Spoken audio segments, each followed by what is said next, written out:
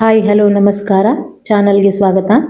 ಈ ವಿಡಿಯೋದಲ್ಲಿ ಗುಪ್ತ ನವರಾತ್ರಿಯ ಬಗ್ಗೆ ಇನ್ನಷ್ಟು ಮಾಹಿತಿ, ಜಪದ ನಿಯಮಗಳು ಮತ್ತು ಹೊಸದಾಗಿ ಸಾಧನೆ ಮಾಡುವವರು ಏನು ಮಾಡಬೇಕು, ಯಾರು ಮಾಡಬೇಕು, ಸಾಧನೆಯ ಸಮಯದಲ್ಲಿ ಆಗುವ ಅನುಭವಗಳು ಏನು, ಅದರ ಅರ್ಥ ಏನು ಎಲ್ಲ ವಿವರವಾಗಿ ತಿಳ್ಕೊಳ್ಳೋಣ. ಕಲಶ ಸ್ಥಾಪನೆ ಮಾಡುವಂತಹ ಸಂದರ್ಭದಲ್ಲಿ ಕಲಶದ ಒಳಗಡೆ ಏನೇನು ಹಾಕಬೇಕು, ಆ ವಸ್ತುವನ್ನು ಹಾಕುವುದರಿಂದ ಏನು ಪ್ರಯೋಜನ ಎಲ್ಲ ವಿವರವಾಗಿ ನೋಡೋಣ.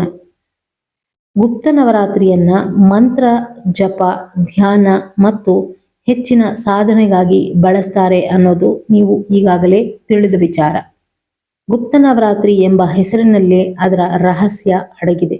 ಸಾಧನೆ ಅಂದ್ರೆ ಪ್ರದರ್ಶನವಲ್ಲ, ನಾವು ಎಷ್ಟು ಜನರಿಗೆ ಹೇಳ್ತೇವೆಯೋ ಅದಕ್ಕಿಂತ ಎಷ್ಟು ಪ್ರಾಮಾಣಿಕವಾಗಿ ಮಾಡ್ತೇವೆ ಅನ್ನೋದು ಮುಖ್ಯ.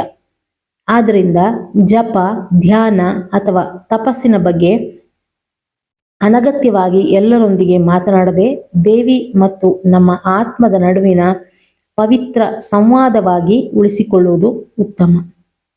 ಗುಪ್ತ ನವರಾತ್ರಿ ಯಾಕೆ ವಿಶೇಷ ಅಂತ ನೋಡೋದಾದ್ರೆ, ಆಧ್ಯಾತ್ಮಿಕ ಶಕ್ತಿ ವೇಗವಾಗಿ ಹೆಚ್ಚುತ್ತೆ, ಮಂತ್ರ ಜಪ ಫಲ ಶೀಘ್ರವಾಗಿ ಫಲಿಸುತ್ತೆ, ಕುಂಡಲಿನಿ ಜಾಗೃತಿಗೆ ಅನುಕೂಲಕರ ಸಮಯ ಅಂತ ಹೇಳಲಾಗುತ್ತೆ.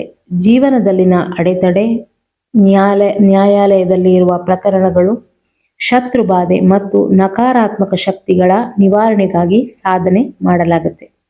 ಇವು ಪರಂಪರಾಗತ ಆಧ್ಯಾತ್ಮಿಕ ನಂಬಿಕೆಗಳು. ಅವುಗಳನ್ನು ವೈಯಕ್ತಿಕ ಅನುಭವ ಅಥವಾ ವೈಜ್ಞಾನಿಕವಾಗಿ ಸಾಬೀತಾದ ಸತ್ಯ ಅಂತ ಪರಿಗಣಿಸೋದು ಅಲ್ಲ. ಯಾಕೆಂದ್ರೆ ಎಲ್ಲರಿಗೂ ಒಂದೇ ರೀತಿಯ ಅನುಭವ ಆಗೋದಿಲ್ಲ. ಪ್ರತಿಯೊಬ್ಬ ವ್ಯಕ್ತಿಗೂ ಅದು ವ್ಯತ್ಯಾಸ ಇರುತ್ತೆ. ಬಹಳ ಜನರು ಒಂದು ದೊಡ್ಡ ತಪ್ಪು ಕಲ್ಪನೆಯಲ್ಲಿ ಇರ್ತಾರೆ. ದೊಡ್ಡ ಹೋಮ ಮಾಡಬೇಕು, ದುಬಾರಿ ಪೂಜೆ ಮಾಡಬೇಕು, ಅನೇಕ ವಿಧಿವಿಧಾನಗಳನ್ನ ಮಾಡಬೇಕು ಅಂತ.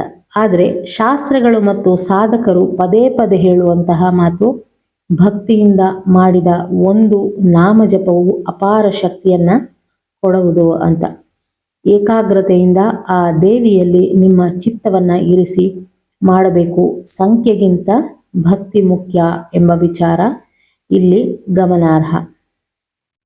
ಗುಪ್ತ ನವರಾತ್ರಿ ಅಥವಾ ಆಷಾಢ ನವರಾತ್ರಿ ಅಥವಾ ವಾರಾಹಿ ನವರಾತ್ರಿ ದೇವಿ ಉಪಾಸನೆ, ಮಂತ್ರ ಸಾಧನೆ ಮತ್ತು ಆತ್ಮಚಿಂತನೆಗೆ ಅತ್ಯಂತ ಪವಿತ್ರ ಕಾಲ ಅಂತ ಪರಿಗಣಿಸಲಾಗುತ್ತೆ. ಈ ಸಮಯವನ್ನ ಮಂತ್ರ ಸಿದ್ಧಿಗಾಗಿ ಉಪಯೋಗಿಸಬಹುದು. ದೇವಿಯ ಅನುಗ್ರಹಕ್ಕಾಗಿ, ಮನಸ್ಸಿನ ನಕಾರಾತ್ಮಕತೆಯನ್ನ ದೂರ ಮಾಡುವ ಉದ್ದೇಶದಿಂದ, ಆಧ್ಯಾತ್ಮಿಕ ಬೆಳವಣಿಗೆಗೆ ಕೂಡ ಈ ಸಮಯವನ್ನ ಉಪಯೋಗಿಸಬಹುದು. ಕೆಲವರು ಜೀವನದ ಅಡೆತಡೆಗಳು, ಭಯ, ಮಾನಸಿಕ ಒತ್ತಡ ಅಥವಾ ಸಂಕಷ್ಟಗಳಿಂದ ಹೊರಬರಲು ದೇವಿಯ ಆಶ್ರಯ ಪಡೀತಾರೆ. ಆದರೆ ನಿಮ್ಮ ಜಪ, ತಪಸ್ಸು ಅಥವಾ ಧ್ಯಾನವನ್ನ ಅನಗತ್ಯವಾಗಿ ಎಲ್ಲರಿಗೂ ಹೇಳಿಕೊಳ್ಳುವ ಅಗತ್ಯ ಇಲ್ಲ. ಸಾಧನೆ ದೇವರನ್ನ ಮೆಚ್ಚಿಸಲು ಅಲ್ಲ, ಮೊದಲಾಗಿ ನಮ್ಮ ಮನಸ್ಸನ್ನ ಶುದ್ಧಗೊಳಿಸಲು. ನಿಶ್ಶಬ್ದವಾಗಿ, ವಿನಮ್ರತೆಯಿಂದ ಮತ್ತು ಏಕಾಗ್ರತೆಯಿಂದ ಮಾಡಿದ ಸಾಧನೆಯೇ ನಿಜವಾದ ಸಾಧನೆ. ಕಲಶ ಸ್ಥಾಪನೆ ಮಾಡುವವರಾದರೆ ಕಲಶದಲ್ಲಿ ಸಂಪ್ರದಾಯದಂತೆ ನೀರಿಗೆ ಗಂಗಾಜಲ ಮಿಕ್ಸ್ ಮಾಡಿ ಅದರಲ್ಲಿ ಅಕ್ಷತೆ, ಲವಂಗ, ಏಲಕ್ಕಿ, ಕಲ್ಲು ಸಕ್ಕರೆ, 5 ರೂಪಾಯಿ ಕಾಯಿನ್, ಅಡಿಕೆ ಹಾಕಿ ಮೇಲ್ಭಾಗದಲ್ಲಿ ತೆಂಗಿನಕಾಯಿಯನ್ನ ಇಡುವುದು. ವೀಳ್ಯದೆಲೆ ಇಡುವ ಸಂಪ್ರದಾಯ ಇದ್ದಲ್ಲಿ ವೀಳ್ಯದೆಲೆ, ಇಲ್ಲ ಮಾವಿನ ಎಲೆಯನ್ನ ಕೂಡ ಇಡಬಹುದು. ಗಂಗಾಜಲ ಪವಿತ್ರತೆಯ ಸಂಕೇತವಾಗಿ, ಅಕ್ಷತೆ ಪೂರ್ಣತೆಯ ಸಂಕೇತವಾಗಿ, ಲವಂಗ ಶುದ್ಧತೆ ಮತ್ತು ರಕ್ಷಣೆಯ ಸಂಕೇತವಾಗಿ, ಏಲಕ್ಕಿ ಸಾತ್ವಿಕತೆ ಮತ್ತು ಮಧುರ ಸುಗಂಧದ ಸಂಕೇತವಾಗಿ, ಕಲ್ಲು ಸಕ್ಕರೆ ಸಂತೋಷ ಮತ್ತು ಮಧುರತೆಯ ಸಂಕೇತವಾಗಿ, ನಾಣ್ಯ ಸಮೃದ್ಧಿಯ ಸಂಕೇತವಾಗಿ, ಅಡಿಕೆ ಸ್ಥಿರತೆ ಮತ್ತು ಸಂಕಲ್ಪದ ಸಂಕೇತವಾಗಿ ಕಲಶದ ಒಳಗಡೆ ಹಾಕಲಾಗುತ್ತೆ. ಇವುಗಳನ್ನ ಸೇರಿಸುವ ಮೂಲಕ ದೇವಿ ಶಕ್ತಿ ಈ ಕಲಶದಲ್ಲಿ ಆವಾಹನೆಯಾಗಿ ನನ್ನ ಸಾಧನೆ ಯಶಸ್ವಿಯಾಗಲಿ ಎಂಬ ಭಾವನೆಯೊಂದಿಗೆ ಆ ಕಲಶವನ್ನ ಸ್ಥಾಪನೆ ಮಾಡಿ ಪೂಜೆ ಮಾಡುವ ಉದ್ದೇಶ.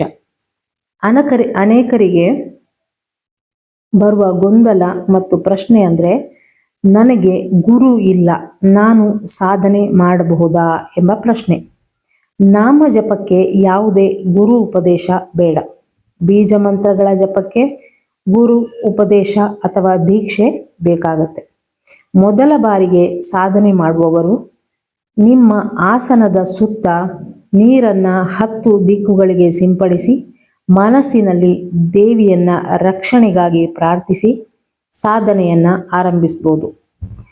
ಯಾವ ಮಂತ್ರವನ್ನ ಜಪಿಸಬೇಕು ಅನ್ನುವ ಪ್ರಶ್ನೆಗೆ ಗುರು ಉಪದೇಶ ಆದ ಮಂತ್ರಗಳಿದ್ದರೆ ಅದನ್ನ ಜಪಿಸಿ. ಇಲ್ಲದಿದ್ದರೆ ಓಂ ವಾರಾಹಿಯೇ ನಮಃ, ಓಂ ದುರ್ಗಾಯೇ ನಮಃ, ಓಂ ಲಲಿತಾಂಬಿಕಾಯೇ ನಮಃ ಅಥವಾ ನಿಮ್ಮ ಇಷ್ಟ ದೇವರ ಜಪವನ್ನ ಮಾಡಬಹುದು. ಹಿಂದಿನ ವಿಡಿಯೋದಲ್ಲಿ ವಾರಾಹಿ ದೇವಿಯ ನಾಮ ಜಪವನ್ನ ಕೊಟ್ಟಿದ್ದೆ, ಅದನ್ನ ಬೇಕಾದ್ರೆ ನೋಡಿ ಅದನ್ನ ಮಾಡಬಹುದು. ಇನ್ನು ಜಪಮಾಲೆ ರುದ್ರಾಕ್ಷಿ ಇದ್ದಲ್ಲಿ ಉತ್ತಮ.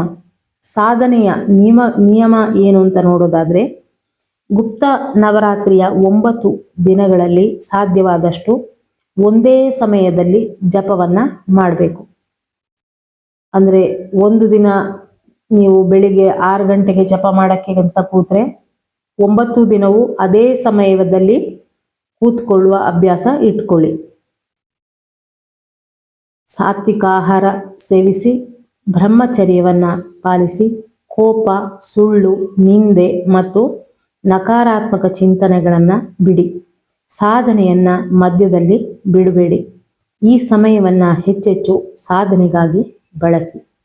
ಗುಪ್ತ ನವರಾತ್ರಿಯ ಸಮಯ ಹೆಚ್ಚೆಚ್ಚು ಸಾಧನೆಗಾಗಿಯೇ ಹೊರತು ಆಡಂಬರದ ಪೂಜೆ, ದಿನಕ್ಕೊಂದು ಬಣ್ಣದ ಸೀರೆ, 9 ದಿನ 9 ಬಣ್ಣದ ಸೀರೆ ಈ ಥರದ ಆಚರಣೆಗಾಗಿ ಅಲ್ಲ. ಜಪದ ಸಾಧನೆ, ಕುಂಡಲಿನಿ ಜಾಗೃತಿ, ಧ್ಯಾನ ಇದಕ್ಕಾಗಿಯೇ ಮೀಸಲಿಡಬೇಕಾದ ಸಮಯ. ಸಾಧನೆಯ ಸಮಯದಲ್ಲಿ ಕೆಲವು ಸಾಧಕರಿಗೆ ಗಂಟೆಯ ಧ್ವನಿ, ಓಂಕಾರದ ನಾದದ ಅನುಭವ, ದೇಹದಲ್ಲಿ ಸಣ್ಣ ರೀತಿಯ ಕಂಪನ, ಆಂತರಿಕ ಶಾಂತಿ ಇತ್ಯಾದಿ ಅನುಭವಗಳು ಆಗ್ಬೋದು. ಇನ್ನು ಕೆಲವರಿಗೆ ಏನೂ ಅನುಭವಗಳು ಆಗದೇನೂ ಇರಬಹುದು.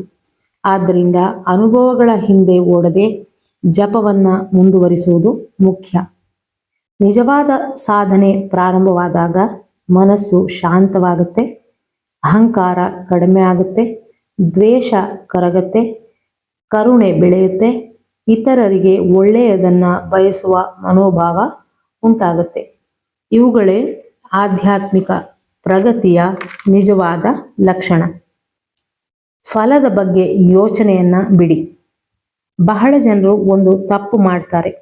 2 ದಿನ ಜಪ ಮಾಡಿ ನನಗೆ ಏನೂ ಅನುಭವ ಆಗಲಿಲ್ಲ, ಯಾವ ಬದಲಾವಣೆಯೂ ಆಗಲಿಲ್ಲ ಅಂತ ಸಾಧನೆಯನ್ನ ಬಿಡುತ್ತಾರೆ. ಆಧ್ಯಾತ್ಮಿಕ ಸಾಧನೆ ಪರೀಕ್ಷೆ ಅಲ್ಲ, ಅದು ಜೀವನ ಶೈಲಿ.